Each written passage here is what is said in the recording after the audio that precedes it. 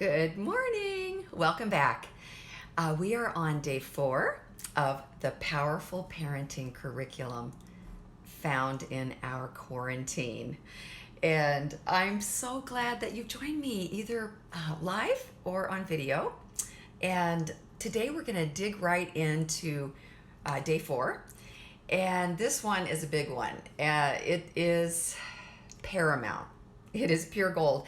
And I'm going to start by telling you a little bit of a story. My husband and I relocated to Adelaide, South Australia. Oh, wow. Over 20 years ago with our children, packed up, moved over there, thought we were going to be there for life. And one day my husband and I were taking a walk and we looked up and it was Perseverance Road. And we were like, that's funny. Perseverance Road. What an unusual name for a road, right? Then we walked to the next corner and it was Endurance Street or Endurance Way. And we're like, perseverance and endurance. And we chuckled and we just kept walking until a few months later when it wasn't so funny anymore. And those signs were actually pointing us and they were a shadow of things to come. And it reminded me, when was our muscle really built as adults? When was our strength nurtured? When did we gain the tenacity that allowed us to be strong leaders? It had to be during contrary circumstances, difficulties, and pushing through when we didn't feel like it, right? I remember going through so many things as we were ministers, church leaders, all over. We did all sorts of work across the earth and just trying to build churches and encourage believers. And I remember continually feeling pressure, pressure. And I remember distinctly flipping the script and saying, this pressure is creating more bandwidth in me. This pressure is becoming strength. This pressure is making me more flexible, malleable, wise. And it would remove the urgency of the pain. Because I truly believed that whatever I was facing that was contrary, that wasn't fun, that didn't feel good, was expanding my capacity. And I wanted that so much because I never want to stay the same. Even as an adult, and back then I was in my, late 30s probably, I was thinking, I want to be better. I want to be more. I want to be, I want to expand. I want to grow. And that's what we want for our kids, right? But it's HE double hockey sticks getting there. But it bears so much good fruit. And this whole term, emotional intelligence. Oh, does your kid have emotional intelligence? Oh, does their kid have emotional intelligence is a very valuable commodity. And I'm going to read to you what that means. Emotional intelligence, I call it emotional muscle, is the capability of managing, adjusting, and discerning emotions. In other words, if your child has emotional intelligence, they're not driven by their emotions. My concern is that so many parents these days are driven by emotion because they were never taught to expand their bandwidth. Because indulgence is the parenting method most used in first world cultures, in my estimation. Indulgence. We talked about that yesterday, and I can't review everything we talked about, but you can find those videos on my YouTube channel, which I'll post below or above or wherever. And you can also find most all the videos, all of them now, I think, on my Facebook page, Denise Mira Author. But are your children driven by emotions? We hear the term snowflakes, and that is not a political term in my thinking. That is a condition. That is an actual condition of so many children and adults today. We talked about the marshmallow test yesterday. Are we creating strong trees that will stand, or are we creating marshmallow children who will just melt in the heat? And we this is hard, this is tough. I've wrestled with this so much because it's not a fun topic like some topics are, you know, like how to be happy or whatever. Anyway, I personally am astounded by the powerful manipulation of emotions.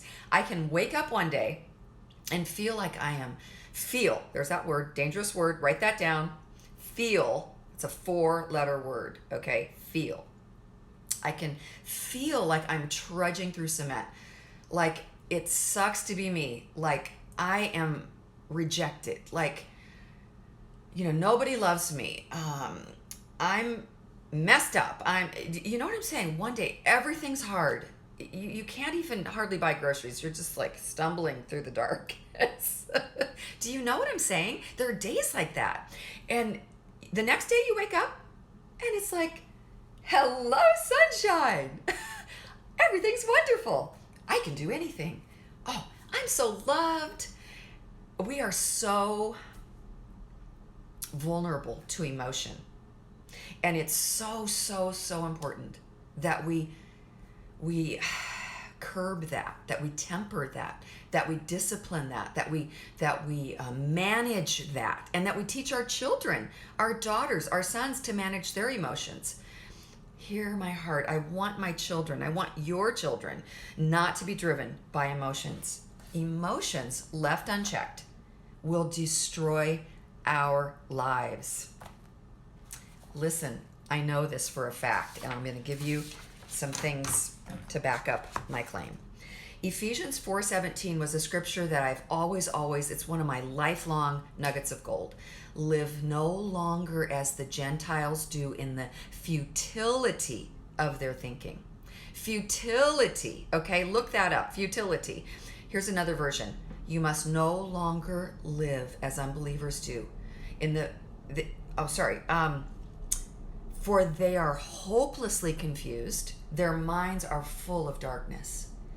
If we lean on emotions and let our children lean on emotions, we are hopelessly confused. We are in darkness.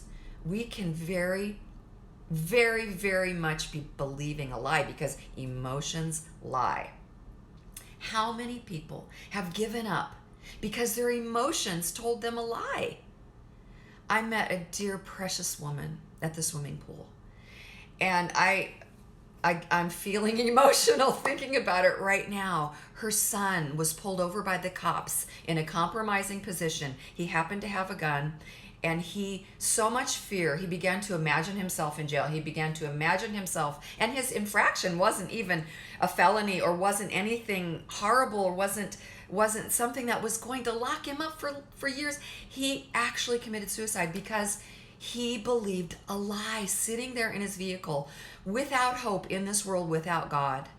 He was not taught the things of God. He did not understand hope. He did not understand the truth versus the lie. He did not understand the futility of his thinking. And we've got to teach this to our children. Why am I talking about this right now? Because in our COVID-19 quarantine, when all the disappointments and the delays and the tedium and the potential boredom, actually boredom is a really good thing for your kids, because it creates a void, a vacuum that they need to fill with something wonderful that you can provide for them in the kitchen, with a pencil, with a wonderful documentary, with a fabulous book you read to them, with some markers and paper, with sidewalk chalk, with a pair of sneakers and a waterfront to run on, or a block to run around. Boredom can be good. But what I'm saying is, these very pressures that are coming against our children right now, we can seize the gold in those and use those to talk our kids through it, to talk about emotion, to talk about how we deal with our emotion, to share with them the power of Ephesians 4:17, to warn them of the futility of their thinking that can really be the devil trying to get in their heads, okay? Emotions lie. Write that down on your napkin next to your coffee cup this morning. I am deeply concerned that we're teaching our kids to feel. How do you feel? What are you feeling today? How does that make you feel? Have you thought about your feelings? What about their feelings? feel. Seriously. It's a terrible foundation for our children. It's like teaching our children to be the little rat going over to the water tube to bump it with their nose to get the drop of cocaine to get their dopamine hit. That's a cruel training of our children, is to look for dopamine hits to relieve them from the emotional pressure that could be expanding their capacity, expanding their bandwidth, making them strong, giving them emotional muscle that they will rise head and shoulders above the herd because they can stand in the storms of life. Don't teach your kids to be like those little rats looking to boost their emotions through happiness, which is based on circumstances which you cannot control, mommy. Once they're 14, 15, 18. You might be able to control their life when they're 1 through 6 or 8. You know, you can hide that birthday invitation they didn't get. You can hide those unkind words. You can pretend the teacher's always wrong. You can do their homework for them. You can make everything happy with a new Amazon treat or a Frappuccino or whatever their love language is. But you won't be there to bring happy during that breakup, during that job loss, during that deep disappointment, during that rejection, that adult thing. You won't be there to talk them off the ledge. What tools will they have to cope? Parents think very microscopically. Maybe it's myopically. They think about Happy Junior down the street with his backpack going to school. Everything's sunny. Everything's great. We flip around and they're 14. And they don't give a crap what you think. They want to know what their peers are telling them. They're trusting Beyonce and Jay-Z to give them counsel. Katy Perry, one of their other heroes of their faith. I know, it's hard stuff, but it's true. And I have to say it. Danger approaching. Danger approaching. Feel is a 4-letter word. Stop it. Happy is a lie. How many divorces have been caused because of feelings? He hurt my feelings one too many times. He doesn't appreciate my feelings. I remember Chris Everett said, after she divorced her second amazing husband, she said, Greg Norman, the professional golfer, he will take care of my feelings. You know, he'll bring me the box of tissues. Well, that lasted less than a year, I think. I'm just saying, friends, it's all a crock. Feelings. How many suicides have been caused by feelings? How many divorces have been unnecessary divorces have been caused by feelings? And you know what? Life is hard. Okay, if we were going to base everything on emotion and how we feel, life sucks. Because marriage is hard, and parenting is hard, and owning a house is hard, and studying is hard, and building a business is hard. And you know what? I don't know about you, but I fight more negative emotions in a typical day than welcome positive emotions, because that's life, and we're human, and we're fragile, and we live in these bodies that are broken, and we're fallible, and sin abounds, and we're sinners, and our kids are sinners, and our neighbors are sinners, and our relatives are sinners, and our parents are sinners. It's like we're saved by grace, but at the same time we have a sin nature, and it sucks, right? Right. So if we base life on emotion and feeling, we are doomed to fail. Doomed to fail. Children must be allowed to experience the most aggravating, emotional experiences of not getting their own way. You can just see it. They're just 2-year-olds. Do it. You know what I'm saying? I was with my little granddaughter, and you can just see it. You know, they're like, I want that, but you're saying no, but I want that. We have got to allow them to experience the most aggravating emotional experience of the big fat no, don't we? The big fat not getting their way. We can't make things even, Stephen. We can't be the almighty balancer of the scales for their little lives, can we? We can do it for a while. We can pretend that it works, but it's not reality. Character muscle is built by resistance as opposed to indulgence, okay? Character muscle is built by resistance, not indulgence. We want to remove the obstacles. I know I did as a mom. I wanted to move around the hard thing. I wanted to, take that blockade out. I wanted to manipulate the conversation. I wanted to, shield them from that incoming rebuke they were going to get from an adult I really respected or my husband. I wanted to make things easier for them. I wanted to make the way straight for them. I still do. Isn't it amazing as mothers, that desire never changes. I would do anything I could today to remove the boulders standing in the way of any of my kids' goals. That would be my heart's desire. My first response would be, how can I rescue them? How can I help them? How can I make the way easier? How can I? It's probably a good thing I'm not a multimillionaire, because it would be really easy to write checks to your kids, wouldn't it? And, moral of the story, how many gazillionaires' children just explode, just die, just break, just, it's true. So it's probably a good thing I didn't have all that money. We love to rescue our kids from trials and difficulties. And you know what? Moms can be the worst. Okay, Mom, I'm coming for you because I am one. Moms can be the worst because we're tender. And yes, we tend to be softer. We're the nurturers, not the fathers aren't. Don't hear what I'm not saying. I can't qualify everything I'm saying. But moms, stop it. I remember one of my children actually said to me, Mama, it's okay. It's okay. What daddy wanted to wrestle, and then there would be tears, and then there would be noise. It's okay. We love it. Because moms, this is what Greg Harris said. He's one of my heroes of homeschooling. He was a homeschool pioneer. Greg Harris. Look him up. He put out some awesome material, and it's awesome today, even as awesome as it was 30 years ago. But he said, most moms want their little boys to grow up to be good little girls. Ain't it the truth? And how many boys do we see out there that look like girls? Their mothers did not allow the muscle to be built in them. We had a little boy in our neighborhood. He loved coming to our house. We had an arsenal of plastic weapons, and we had dirt, because we were always doing another project, right? We're always flipping a house or remodeling or expanding. And she would not let him come to our house anymore because he came home dirty. Dirt. That was a 4-letter word to her, okay? Because moms can be really foolish, and they can think with their emotions, and they want everything tidy, and life isn't tidy. And dads have been put there. Dad is destiny. Dads have been put there for strength. They're steel beams wrapped in velvet is the best way to have a steel beam wrapped in velvet. But I'm telling you, they are strength to your kids, and they will impart something to your children that you don't have. And so many women want to erase their men, and so they do.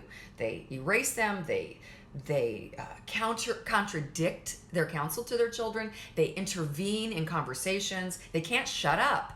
I know. I am one. I'm a woman too, and I like to talk, and I like to make things easy, and I can relate to this. But by God's grace, and women go so far as to, yes, erase. Just cut him loose, because he does not measure up, and anyway, you hear my heart. Okay, I can't qualify everything I'm saying. But Mom, you can abort your husband's power that God gave him to influence and to build that muscle in your children. And you can nurture an unhealthy dependency upon you, upon your emotion, upon your softness, upon your shoulder to cry on, it's good to be there, but be careful that you're not running a block on what your husband's trying to impart. Even an ex-husband, okay? An ex-husband is still a biological father to those children. And even who's perfect? There are a lot of men that are ex-husbands that aren't perfect, but they've got something really valuable to give to their children. And I just want to say, let them give that to their children. If their children are safe and it's not just your attitude toward him, children need their daddies. I wrote in my book, No Ordinary Child, bailing out our kids is so common today. They break it, we pick up the pieces. They lose it, we buy a new one. They blow it, we apologize and politic to cover their reputation, even to the point of defending their crimes. How many mothers, I was just on jury duty, and the mother walked up to me and tried to start telling me how wonderful her son was, and I said, we can't have this conversation legally, I cannot talk to you. And when you saw what this man had done and his litany of crimes and his his horrible character, but Mama was there. She's probably in her 70s. But Junior's awesome, and he's just such a good man. And friends, we believe lies. Moms, how many convicts are living in their mother's basement? All right, I'm just saying, Mom, be careful. Who will pick up the pieces? Buy them a new one, politic for them, and fix their lives 5, 10, and 20 years from now. How do we expect to produce strong leaders if we don't allow strength to be built through trial? That's in my book, No Ordinary Child. That's just a little excerpt. But do we love our kids enough to allow them to struggle? Yesterday I talked about testing the kids, but today it's all about us. Target's on us, Mom and Dad.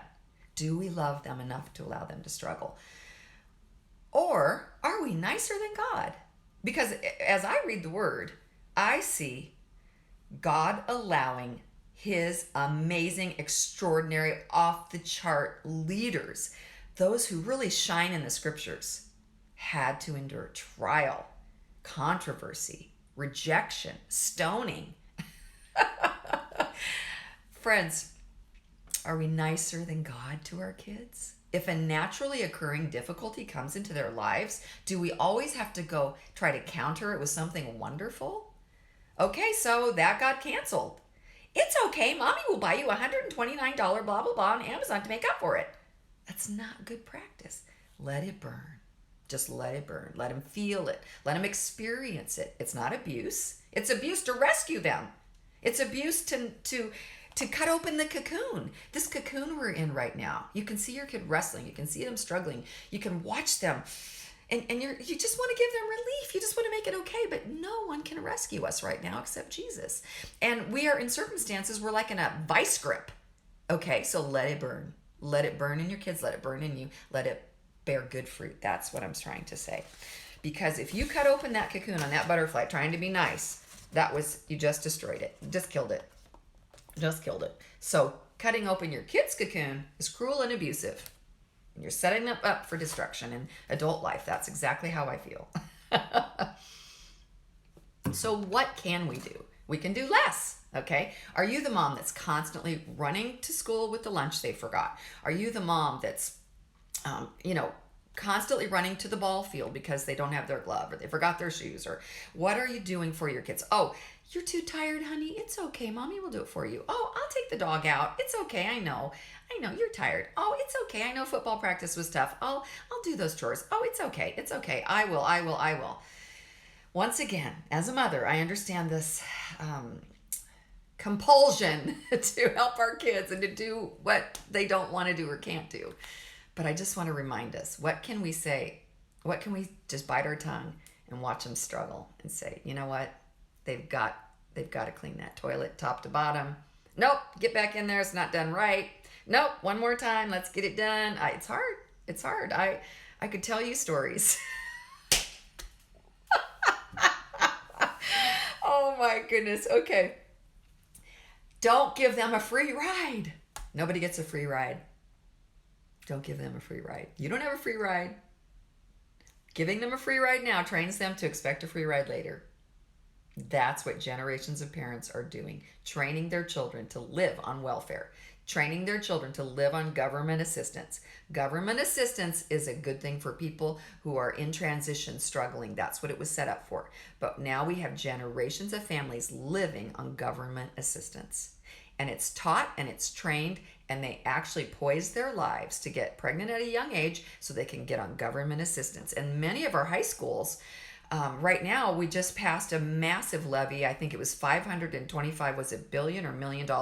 Anyway, it doesn't matter. We don't have the money. They're just sucking it from our property taxes. But they were showcasing a wonderful high school that's getting all these kudos because they actually have a clinic and a daycare for teen moms who have babies. Now, it sounds like compassion. It sounds like a good idea. Oh, Denise, aren't you against abortion? Absolutely. But I'm also against training our young children, our youngsters, that to get pregnant involves no cost to them whatsoever.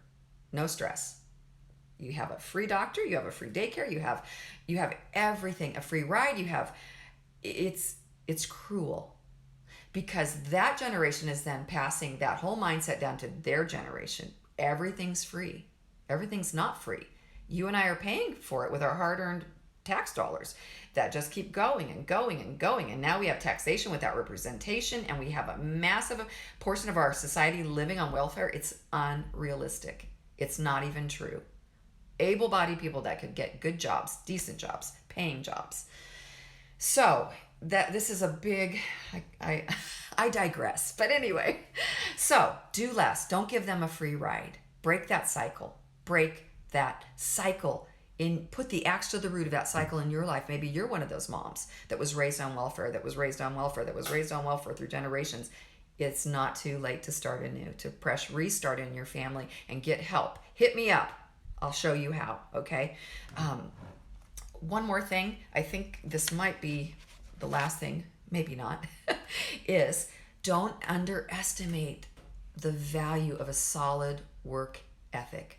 Our kids were homeschooled for so much of their growing up years, and it was very easy to implement domestic duties, household chores to them. I had a labor force around me, a team around me, that I really miss that. Now I go and haul my own groceries and carry them in. I mean, friends, it developed so much good in them. They can clean mean bathrooms. They can cook meals. They can do their own laundry.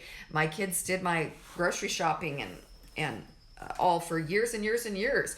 And I'm just saying that don't underestimate how that prepares them for tomorrow to be good husbands, to be good fathers, to be good leaders. That's a giveaway I have right now on my website at denisemira.com, how to raise happy kids who persevere. And it's my plan, and it's pictures of my chore charts. And if your kid can walk, he can work. Okay, toddlers need to be involved in this. Oh, that's so mean. No, that's not mean. That's just life. Get that culture going. That little child can pick up toys. That little child can do little simple things around the house to help mommy, help you unload the dishwasher, help you fold clothes. It's so sweet to train them, and then to just see as adults when their wives come back to me and say, oh, thank you for teaching your sons to clean houses. And besides that, we had a whole nother chart. If they ever said they were bored, well, we have a garage to clean and a car to wash and a lawn to mow, and it's endless. Life is always got another to do, right? Okay, so, but let me hasten to say, train them carefully. I remember my little boy coming to me, and he was so frustrated and weary, and I could see his tired little eyes, and he just could not figure out how to clean the bathroom. He was probably 7. And I said, honey, it's okay. Let's go in there together and do it. And I walked him through it and showed him the order and how to apply things. And he thanks me for that today. But don't just say, go clean the car. They don't know how to clean the car until you train them to clean a car, okay? We got to teach them these things. So be nice. Train them. Teach them. It takes work, but oh, it's so worth it. They will free you to do many more things as they are a team around you at home. And during this COVID quarantine, you have hours and days and hours and days, and now school's closed till, for the year. You have hours and days to develop this. This is gold, friends. Set up your systems. Don't avoid it. Don't keep entertaining yourselves to death. Don't keep excusing your children to go play on their iPhones or whatever you're doing, or pushing another movie to watch. Mind the golden this time. So, but parents, we're the models, okay? Robert Fulghum said, don't worry that children never listen to you. Worry that they're always watching you. Okay? They're watching you. If you're depending on alcohol, cannabis, narcotics, other things to get you through your depression, your emotional weakness, your hard moments, if you're depending on these things every day instead of the joy of the Lord and the fruits of the Spirit and tenacity, then you're setting them up for failure, because you can't hide that from them. They know what's going on. They know the score. I used to try to hide some things from my kids. Later on, they told me they knew exactly what was going on with whatever it was we were going through at the time, whether it was church politics or family difficulties. I was not one to sit around chatting in my kids' ears. I tried to hide those things to protect them. Kids are smart, sly as foxes. So Don't worry, they're watching. What are you leaning on, mom and dad? Luke 6:40 says, the student, when he is fully trained, will be just like his teacher. It's kind of scary because if we're blind leading the blind, we're setting our kids up for failure. If we're weak marshmallows and melting snowflakes, and I'm not using that politically, if we are those kind of people with no backbone and no steel in our foreheads, you know what?